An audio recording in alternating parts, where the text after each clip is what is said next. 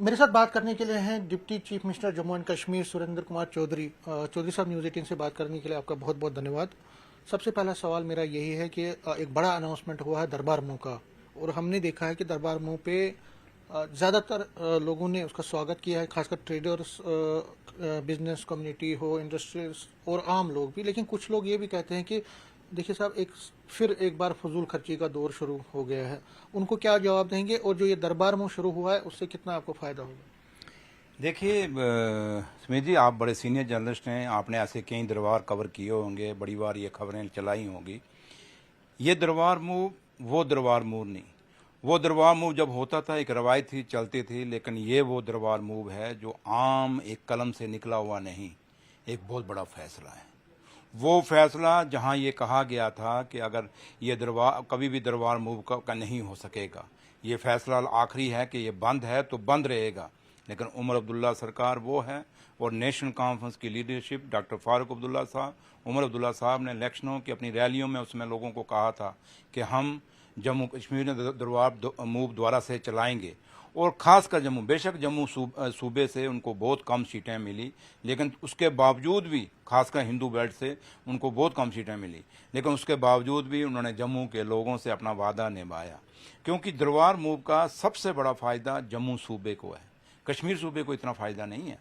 जम्मू सूबे को क्यों फ़ायदा है कि जम्मू आज एक ऐसे चौराहे पे खड़ा हो गया है जहां जम्मू को जम्मू सोचने को मजबूर हो गया है। चाहे वो जम्मू का इंडस्ट्रियलिस्ट है, जम्मू का छोटा व्यापारी है, चाहे वो जम्मू का ट्रांसपोर्टर है, चाहे वो जम्मू का होटलर है, चाहे वो जम्मू का किसी तरीके का भी बिजनेस करता है, वो हर आदमी परेशान हो गया था कि हमारा सर्वाइवल क्या है। क्योंकि अब जब ट्रेन भी कश्मीर में सीधा जाना शुरू हो गई, टूरिस्ट भी सीधा कश्मीर जा रहा है, यात्रु सीधा कटरा जा रहा है, जम्मू में कोई रुक नहीं रहा, तो उस समय टूरिस्ट का कोई ऐसी जगह नहीं जहां जम्मू में लोग रुकें और वो देखें। तो उस कारण जम्मू के लोग बहुत परेशान थे। और आज जब उमर साहब ने ये फैसला लिया, और आपको याद होगा हमेशा हम बात रखते थे, मैं भी बात रखता था, सब बात रखते थे कि भाई दरबार मूव होना चाहिए। और ये दरबार मूव कोई नेशनल कॉन्फ्रेंस ने नहीं शुरू किया था, ये दरबार मूव महाराजा साहब के टाइम का शुरू हुआ था। और आपको याद होगा, मेरे ख्याल शायद मैंने आपकी इंटरव्यू देखी थी, आपने एक महाराजा करण सिंह की एक बार इंटरव्यू ली थी, शायद आपने ही ली थी, किसने ली थी तो मुझे धुंधला याद है कि उनको पूछा, ये सवाल पूछा गया था, उन्होंने कहा था ये रवायत चलनी चाहिए। और उन्होंने कहा था ये इसलिए दरबार मूव चलना चाहिए कि एक भाईचारे की भी निशानी है, इकॉनमी की निशानी तो है ही है, बट एक भाईचारे की निशानी भी है।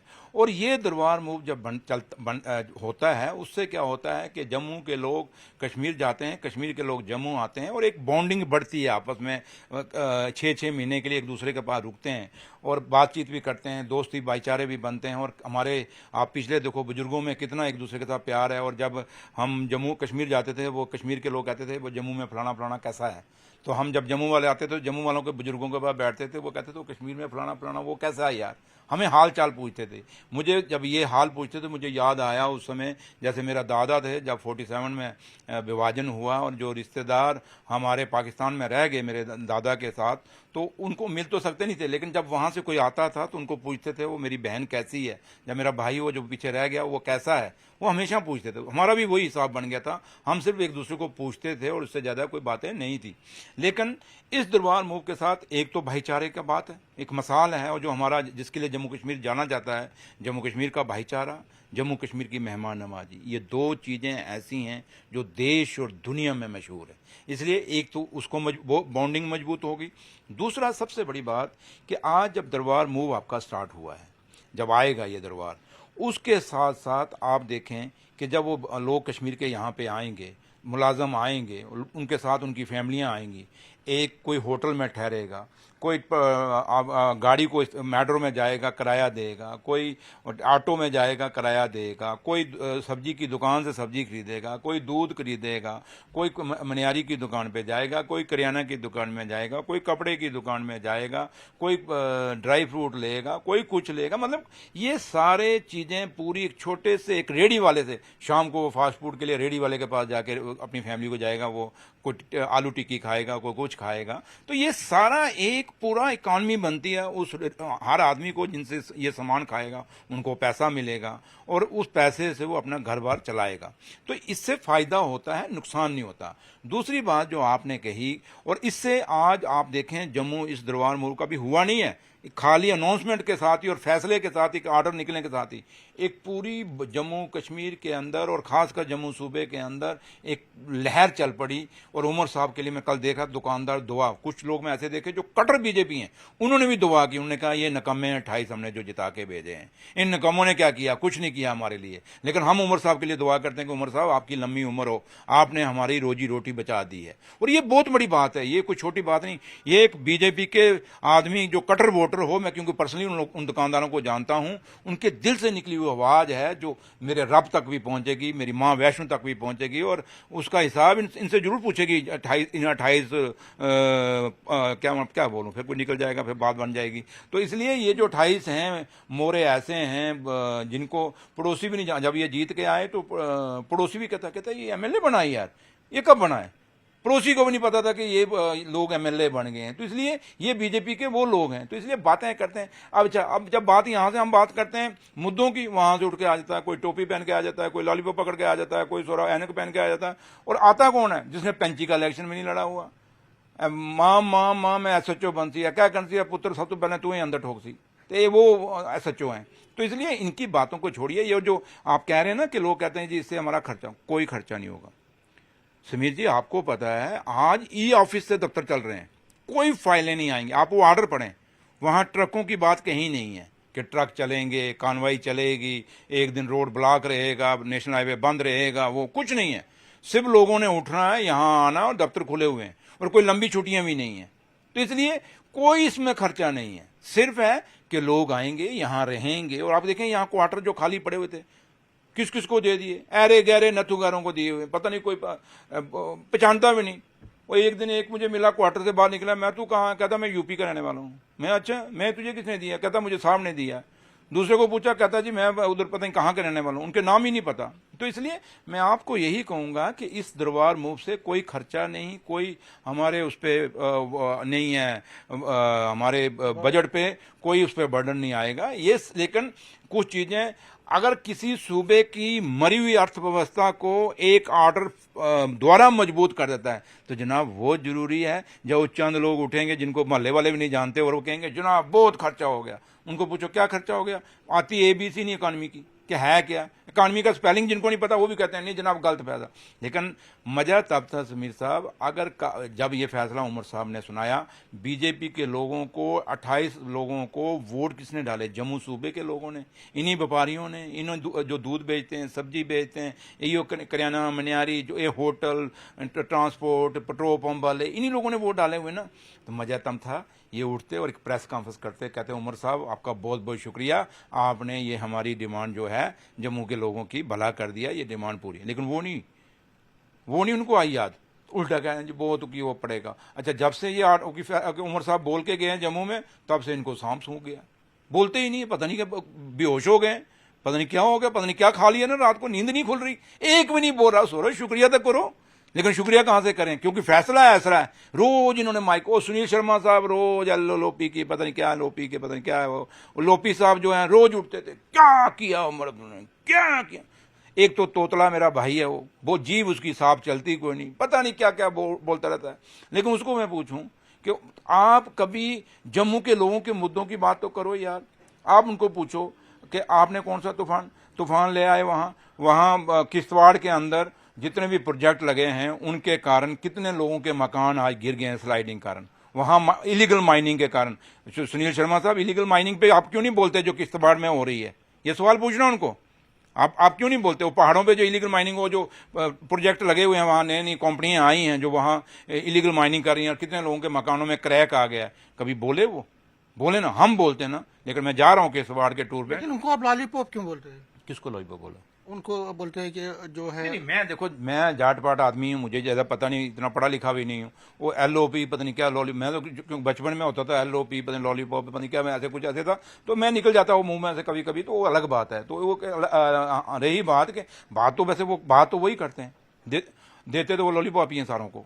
कभी वो कहीं ऐसे है ना मतलब कि कुछ दे ना दें लॉलीपॉप जरूर दे देते हैं, तो इसलिए वो सिर्फ जम्मू कश्मीर के लोगों को लॉलीपॉप दे रहे हैं। और सबसे बड़ी बात अफसोस ये होता है कि सुनील शर्मा साहब आज की डेट में राजभवन के स्पोक्समैन बने हुए हैं। लेकिन आज मैंने उनसे बात की, वो कहते हैं कि स्टेटहुड ये इसलिए मांग रहे हैं स्टेटहुड के बहाने क्योंकि ये फेल्ड हैं। उमर अब्दुल्ला पूरी तरह से फेल्ड हैं, बहाना कर रहे हैं, बहानेबाजी कर रहे हैं, इसलिए स्टेटहुड मांग रहे हैं। सुनील शर्मा साहब को कहना, और ये भी कह रहे हैं कि कई पावर्स इनके पास हैं, इनके डिपार्टमेंट्स इनको है, 17 डिपार्टमेंट्स तो वो गिन रहे हैं उमर अब्दुल्ला के पास है। अब बोलते हैं डिप्टी सीएम के पास भी बहुत सारे डिपार्टमेंट है, सबके पास डिपार्टमेंट्स है, पुलिस को छोड़ के सभी चीजें तो ये कर रहे हैं। सुनील शर्मा साहब को कहना, मेरे भाई चलो मैं आपसे दो बातें रखता हूं, आपकी बहुत जल्दी, उन्होंने कहा ना मुझे बताओ क्या करना है, मैं करवा दूंगा। सुनील शर्मा साहब ये मेरी इंटरव्यू सुनेंगे और जाके आप सवाल भी जरूर पूछना, मेरा संदेशा लेके जाना उनके पास और उनको पूछना, कहना डिप्टी सीएम कह रहा है कि 28,000 करोड़ का इंडस्ट्री का पैकेज आया जम्मू कश्मीर में। आपको भी पता है, आप जम्मू सूबे की इंडस्ट्रियलिस्ट से बात करिए, इंडस्ट्री वालों से बात करिए, वो कहते हैं हमें कुछ नहीं मिला। आप कश्मीर में भी चले जाएं, क्योंकि कश्मीर में भी आपका अपना सारा वहाँ बीता है, आपका अपना जन्मभूमि है, आपकी कर्म भूमि भी रही है, तो कश्मीर के इंडस्ट्रियलिस्ट के पास जाइए, उनको भी पूछो, वो कहते हैं हमें कुछ नहीं मिला 28,000 करोड़ पैकेज के बीच में से। फिर 28,000 करोड़ पैकेज गया कहाँ? मैं ये कहता हूं कि सुनील शर्मा साहब एलजी साहब को कह के इस 28,000 करोड़ पैकेज का जो पैसा खुर्द पुर्द हुआ, कहाँ गया, किसके पास पाया गया, कैसे जमीनें अलाट हुई, कैसे पैसा अलाट हुआ, कैसे वो पैसा खत्म हो गया, कैसे लोगों की जम्मू कश्मीर के जो जम्मू कश्मीर के रहने वाले थे उनकी एप्लीकेशनें रिजेक्ट हो गई, बाहर के लोगों की एप्लीकेशनें वहाँ पोर्टल पे चढ़ गई। जिस दिन जम्मू कश्मीर के लोग पोर्टल पे अप्लाई करते थे वो बंद हो जाता था, बाहर के लोग करते थे तो पोर्टल पे चढ़ जाता था। ये सारियाँ चीज़ें, एक इंक्वायरी एलजी साहब को कहो, बड़ी इंक्वायरी सीबीआई से करवा दो। एक दूसरा उनको कहो स्मार्ट सिटी है, बहुत बड़ा स्कैंडल है, पूरा शहर कह रहा है, चाहे वो जम्मू म्यूनसिपैलिटी में रहने वाले लोग कह रहे हैं, चाहे वो कश्मीर श्रीनगर म्यूनसिपल कॉर्पोरेशन में रहने वाले लोग हैं, सारे के सारे लोग कहते हैं ये जो फुटपाथ बने, ये नालियां बनी, ये लाइटें लगी, जो लाइटें बंद, टाइलें टूट गई, नालियां बंद, पानी लोगों के घरों में घुस गया।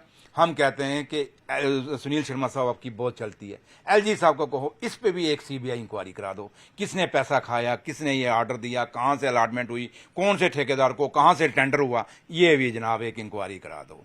तीसरा उनको कहो माता वैष्णो देवी, आपको याद होगा भगदड़ मची थी वहां ऊपर भवन में, आज तक कभी नहीं बची। उस समय जो सीईओ था, आपने वो जो लोग मरे, बेचारे यात्री मरे, उस सीईओ पे आपने उस इंक्वायरी का क्या बना था, उसका रिजल्ट क्या था, उस अफसर पे क्या एक्शन हुआ था, वो हमें बता दो। माता वैष्णो देवी पे फिर से लोग 35 लोग मारे गए, यात्रा में हाई अलर्ट था, यात्रा बंद नहीं की गई, इंक्वायरी की रिपोर्ट कहाँ पे है, ये हमें बता दो। मचेल माता की यात्रा किसने अलाउ की, जब हाई अलर्ट था कि बारिश होने वाली है, उस यात्रा की इंक्वायरी अगर हुई है तो उसकी रिपोर्ट क्या आई, किसको आपने दंडित किया, किसको आपने सजा दी, वो हमें बता दो। उनको कहो माता वैष्णो देवी के अंदर जितनी रिक्रूटमेंट हुई है, बाहर के लोग कितने लगे, जम्मू कश्मीर से बाहर के लोग कितने लगे और जम्मू कश्मीर के कितने लगे इन 11 सालों में, वो भी इंक्वायरी करा दो और हमें वो डिटेल दे दो। बस इतना ही बड़ा, आज के लिए उनको इतनी डोज काफी है। अगले नेक्स्ट एपिसोड में मैं और उनको सवाल पूछूंगा, लेकिन समीर साहब ये जरूर पूछना और जवाब लेके आना और उनको कहना लिख के जवाब दो। और अगर आपकी चलती है सारी चीजों की सीबीआई इंक्वायरी कराओ, सारियों की इंक्वायरी कराओ, जिनकी इंक्वायरी है उसकी रिपोर्ट सामने करो, हम फिर जवाब देंगे। इसलिए ये चीजें सारी छुपाने के लिए आज की डेट में जो महबा जी बोलती हैं वही सुनील शर्मा बोलता है। जो उनका अंडरस्टैंडिंग दोनों पीडीपी की और बीजेपी का आज भी अलायंस है। वो तो कहते हैं कि आपका पीडीपी तो कहती है कि आपकी बीजेपी की। पीडीपी अब क्या करे बेचारी, कहना तो है, क्योंकि उनको जो दिल्ली से चिट्ठी आती है रात को, सुबह वो पढ़नी होती है, वो पढ़ जाते हैं। तो इसलिए सुनील शर्मा साहब, महबा जी क्या लेने गई थी एलजी साहब के पास, जब एलजी साहब को मिल के आई, बाहर आके प्रेस कॉन्फ्रेंस करनी चाहिए थी, मैंने क्या बात की, कोई बात नहीं बताई उन्होंने। क्या अंदर से उनका डिस्कशन हुई, क्या हुई कि पहले हमने स्टेट तोड़ के यूटी बनाया, अब यूटी तोड़ के क्या पंचायत बनाना जम्मू कश्मीर को, क्या? क्योंकि जम्मू पंचायत, श्रीनगर पंचायत, किश्तवाड़ पंचायत, डोडा पंचायत, रजौरी पंचायत, पुंछ पंचायत, डिस्ट्रिक्टों से ये पंचायतें बनानी है, यही बाकी रह गया है क्या? इसलिए डिस्कशन करने जाते हैं। इसलिए बातें करने हमें बड़ी आती हैं, लेकिन इतना मैं जरूर कहूंगा कि उमर अब्दुल्ला सरकार जो फैसले ले रही है ये लोगों के हित में है और हमें पता है कि हमारी जिम्मेवारी है कि टेलीविजनों को पक्का करना है।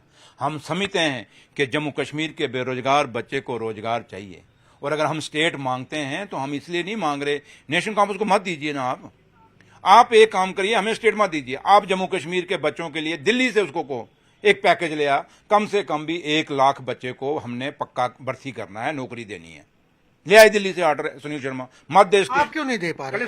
आपने तो वादा किया है उनको, मैं वही कह रहा हूँ ना, उनको क्यों पूछ रहे हैं आपने वादा किया है ना पोल मैनिफेस्टो 1 लाख जॉब्स का। समीर साहब आप नहीं, मैं जॉब्स की बात कर रहा हूँ, जॉब्स की बात कर रहा हूँ। जवाब तो देना, जो सुन तो लो, उसी का जो है सुन लो, मैं कानों से डोरा थोड़ा हूं। तो मैं क्या कह रहा हूं कि सुनील शर्मा साहब को मैं यही बात कहता हूं कि भैया आप कहते हो कि उमर अब्दुल्ला सरकार निकम्मी है, हम निकम्मे, चलो ठीक, हम कुछ नहीं दे पाए, कुछ नहीं कर सके 1 साल में। चल आप ही 1 लाख बंदे का पैकेज दिल्ली से लेके आ जाओ ना, आप कहते हो सब कुछ दिल्ली दे रहा है, सब कुछ दिल्ली दे रहा है, तो 1 लाख बच्चा जो हमारा है जम्मू कश्मीर का, आप पैकेज दे दो, एक करो पक्के। नहीं, मगर वो तो रेस्पॉन्सिबिलिटी शिफ्ट करने की बात है ना, रिस्पॉन्सिबिलिटी रेस्पॉन्सिबिलिटी आपकी है ना, आपने मैनिफेस्टो। सवाल किसका था? आपका था ना, कि सुनील शर्मा साहब कहते हैं कि जॉब्स की बात कर रहा हूँ, वो तो स्टेटहुड की बात, वही मैं कह रहा हूँ ना, तो स्टेटहुड क्या किसके साथ जुड़ा? जॉब और स्टेटहुड क्या आपने उसमें क्या, आप उसमें क्या कनेक्शन है? रोजगार से आप यूटी में है, यूटी में आप जॉब्स नहीं दे सकते क्या? मैं आपको क्या कह रहा हूँ, जानते सब कुछ हो आप बीजेपी के, तो उनका वो नहीं मत करो ना मेरे से आगे। मैं जो कह रहा हूं कि अगर वो कहते हैं हम स्टेट किस लिए मांग रहे हैं, मैंने वही तो कहा कि हम स्टेट चाहते हैं कि जम्मू कश्मीर को सरकार को मजबूत किया जाए। वो सरकार जो अपने फैसले की जो फाइल करती है कैबिनेट, मुझे बताओ सुनील भाई, आप बात करते हो यार, आप इतने सीनियर जर्नलिस्ट हो, कैबिनेट कोई फैसला करे, क्या उसके बाद फाइल एलजी के पास जानी चाहिए? बताओ ना मुझे आप। अगर आप किसी को नौकरी के लिए पहले, मैंने सुना ना, उसमें तो एसएसबी है ना, पहले सुनो ना मेरी वो तो स्टेट रिक्रूटमेंट बोर्ड है, वो तो करेगा ना, उसमें एलजी का कहाँ है? अब आप बात डाइवर्ट मत करो, जो मैंने सवाल पूछ रहा हूँ ना, आप मुझे पूछ रहे, मैं आपको पूछ रहा हूँ। कभी, क्योंकि आप बहुत सीनियर जर्नलिस्ट हो, मैं आम जर्नलिस्ट से मैं बात नहीं कर रहा, क्योंकि मैं आम से करता भी नहीं इतना जल्दी, और मैं इंटरव्यू देता भी नहीं, लेकिन मैं आपसे क्यों कह रहा हूँ, और मैं आपसे क्यों इंटरव्यू मानता हूँ, इसलिए मान गया क्योंकि मुझे पता आप सीनियर जर्नलिस्ट हैं और आप समझेंगे आज चीज़ को। कुछ चीज़ें जरूरी नहीं मैं यहाँ कैमरा बोलूँ, कुछ बातें समझने के लिए होती हैं। पुराने ज़माने में हम जब पढ़ते थे पहलियाँ बोली जाती थी, कुछ मैं पहलियाँ आपको दे रहा हूँ, और पहली ये दे रहा हूँ कि कभी कोई कैबिनेट फैसला लेती है, उसके बाद वो फाइल कभी भी एलजी के पास या गवर्नर के पास नहीं जाती थी, लेकिन आज जो फाइलें, हर एक फाइल जो है एलजी साहब के पास जाती है। इवन कि ये दरबार मूव की फाइल भी वहाँ गई आपके सामने। बिजनेस रूल की फाइल कब गई? हम बहुत पहले। फिर हमें दूसरे दिन वो वापस, जैसे ये स्पीड में वापस आई, क्योंकि यहाँ पता था अगर ये वापस ना भेजे जम्मू के लोग मार देंगे इनको, ये जो 28 है नाले, इनको मार देते वो, अगर वो फाइल ना भेजते, क्योंकि ये बिजनेस रूल वाली फाइल तो नहीं थी, ये जम्मू सूबे से जुड़ी हुई फाइल थी, दरबार मूव। और अगर ना एलजी साहब साइन करते तो ये 28 जाके क्या मुंह दिखाते, जो सुनील शर्मा कहता मुझे बताओ कौन सी फाइल रुकी है, तो फिर जवाब देना मुश्किल हो जाता था। इसलिए मैं आपको कह रहा हूं, मैं कुछ देखो, मैं एक वो नहीं, उन लीडरों में से लीडर नहीं जो मैं यहाँ आपको लगता, आपका ये कहना है कि एम्प्लॉयमेंट के इशू पे भी एलजी आपको कोऑपरेट नहीं कर रहे हैं, मतलब आप नौकरियां देना चाहते हैं कि एलजी? आप देखिए कन्फ्रंटेशन में मैं, क्योंकि मैं एक डिप्टी चीफ मिनिस्टर हूँ, मैं एक आम आदमी नहीं हूँ कि मैं यहाँ से एक स्टेटमेंट दे दूँ, क्योंकि मैं एक कॉन्स्टिट्यूशनल पोस्ट पे बैठा हूँ, एलजी साहब एक कॉन्स्टिट्यूशनल पोस्ट पे हैं। कुछ चीज़ें ये जो आपको समझने की ज़रूरत है, वो मेरी आंखों से भी समझ सकते हो, मेरी बातों के जज्बात से भी समझ सकते हो, और तभी मैंने कहा ना आप बहुत सीनियर जर्नलिस्ट हैं, कुछ चीज़ों को मत करिए, क्योंकि वो एक मैसेज अच्छा नहीं जाएगा, और मैं मैसेज वो कन्वे भी नहीं करना चाहता ग्रास रूट लेवल पे। इसलिए मैं आपको इतना ही कहूँगा कि स्टेटहुड इसलिए चाहिए कि हम जम्मू कश्मीर को मजबूत करना चाहते हैं, जम्मू कश्मीर के इंस्टीट्यूशंस को मजबूत करना चाहते हैं, और कुछ चीज़ें ऐसी हैं कि कभी आप 23 तारीख को असेंबली लगेगा, विदाउट कैमरा मेरे पास आना, मैं एक बात आपको कहूँगा, एक जगह मैं बोलूँगा यहाँ नज़र मारो उस साइड, तो मारना देखना वहाँ क्या है, आपको खुद पता चल जाएगा कि स्टेट क्यों मांग रहे हैं। इसलिए स्टेट मांगने का एक ही मकसद है कि स्टेट आने से बाद पूरी की पूरी एडमिनिस्ट्रेशन जो है वो चीफ मिनिस्टर के अंडर होगी, और चीफ मिनिस्टर जब कोई फैसला, जैसे कल मैं आया, एक सवाल आपने पूछा नहीं, कल मैं जब कश्मीर से आया, शाम को 5:45 बजे मैं अनंतनाग से चला, जब मैं मीर बाजार पहुंचा, वहां दोनों ट्यूबें बंद थी नेशनल हाईवे की, और जब बंद थी मैं 4 किलोमीटर पैदल चला समीर भाई, 4 किलोमीटर पैदल टूवर्ड्स काजीकुंड, और फिर पुलिस के फिर ऑफिसर भी आ गए, फिर ट्रैफिक भी आई, सारी आई, रास्ता खोला, तब भी 4 किलोमीटर चलने में उनका रास्ता नहीं खुला, फिर मुझे एक रास्ते से डाइवर्ट करके उन्होंने काजीकुंड बचाया, और रात 6 बजे का बंदा चला हुआ रात को 11:15 बजे पहुंचा, जिसको पुलिस एस्कॉर्ट कर रही है, और वो 11:15 बजे पहुंचा। एक आम आदमी आप जैसा अगर उस रोड पे होता तो क्या वो पहुंच सकता था? मुझे लगता दूसरे दिन सुबह ही उसने पहुंचना था। ये हालत है आपके नेशनल हाईवे की, और डिप्टी चीफ मिनिस्टर सड़क पे पैदल चल रहा है। क्या ये नौबत आनी चाहिए? अगर मैं स्टेट होती, मैं देखता हूँ नेशनल हाईवे कैसे बंद होता है, हम रोटेट तो करके इसका मतलब ये है कि जो डिलीवेजर्स हैं या एम्प्लॉयमेंट के हवाले से जो लोग बेरोजगार हैं, जो नौजवान नौकरी की तलाश में हैं, तो उनको वेट करना पड़ेगा जब तक स्टेट वेट क्यों करना? हम लड़ेंगे। हमें किस लिए लोगों ने वोट डाला हुआ है? हम उनके तभी तो अपोजिशन वकील कह रही है हैं। कि हम उनके एक साल वकील में हैं। तो कुछ नहीं। हम उनके वकील हैं, तो इसलिए अब ज्यादा नहीं मैं इस पे करूंगा। देखिए ज्यादा अच्छा नहीं लगता। मैंने कहा ना, आप मुझे जानते हैं, मैं बड़ा किशोर स्वभाव का आदमी हूं, और आप भी बहुत सीनियर जर्नलिस्ट हैं। इसमें तू तड़क में नहीं पढ़ूंगा मैं, लेकिन मैं इतना जरूर कहूंगा, इशारे में आप भी समझ गए, मैं भी जानता हूं मैं क्या कह रहा हूं, और मैं जो कह रहा हूं, हाँ एज ए सुरेंद्र चौधरी होता तो मैं आपको सब कुछ खोल के यहां दिखा देता, लेकिन जब मैं डिप्टी चीफ मिनिस्टर हूं, मेरे भाई, अच्छा, लास्ट में बहुत बड़ी रिस्पॉन्सिबिलिटी। लास्ट में पूछना चाहूंगा कि नहीं, एक लास्ट, नगरोटा और बड़गाम की सीटों पे अभी भी सस्पेंस चल रहा है। बड़गाम पे उमर अब्दुल्ला ने कह दिया कि हम 24 घंटे में अपना कैंडिडेट देंगे, और वो अपनी जगह। नगरोटा की सीट पे क्या नेशनल कॉन्फ्रेंस लड़ेगी? दोनों सीटें नेशनल कॉन्फ्रेंस जीतेगी, दोनों सीटें नेशनल कॉन्फ्रेंस की झोली में होंगी। आप सबर रखिए। नेशनल कॉन्फ्रेंस नगरोटा से उठाएगी? आप सबर रखिए। वो तो कहते थे आप सबर रखिए, फैसला होगा, और नेशनल कॉन्फ्रेंस दोनों सीटों पे इलेक्शन लड़ेगी, और दोनों की सीटें जो हैं वो ये by annual election national conference जीतेगी। उमर साहब तो कांग्रेस और को हम आपको मिठाई खिलाएंगे उस दिन। Thank you. न्यूज 18 से बात करने के लिए शुक्रिया। कैमरामैन चांद के साथ में समीर भट्ट, न्यूज 18 जम्मू।